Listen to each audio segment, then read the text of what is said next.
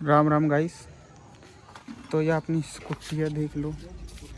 और इस पर स्क्रैच आ रहे थे तो अपने स्क्रैच भी दिखा दूँ। ये स्क्रैच है, इस स्क्रैच पर किसी स्टिकर लगावा है। 2-3 स्क्रैच है, किसी स्टिकर लगाए ताकि बढ़िया लगेगा। और नू बता दो स्मोक भी करवाने के है। अगर देखो यह लाइट लगा दी, यह लाइट हट रही है, यह लाइट भी लगवानी है कि ना, कमेंट में बताइए। और इस साइड भी सेम स्टिकर लगा है या दूसरा स्टिकर लगाएंगे ये बता दो। देख लो, सीट भी नहीं लगा दी। और इसकी स्पीड की बात करें तो भाई चला कर भी दिखा देंगे, नॉर्मल स्पीड भी दिखा दें। यह देख लो कितनी स्पीड है, तीसरा गियर लग रहा है।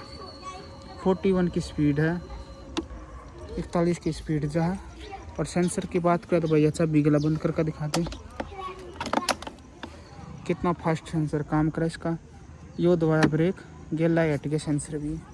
और थार इधर अभी स्कूटी है कि ना, ये कमेंट में बता दियो।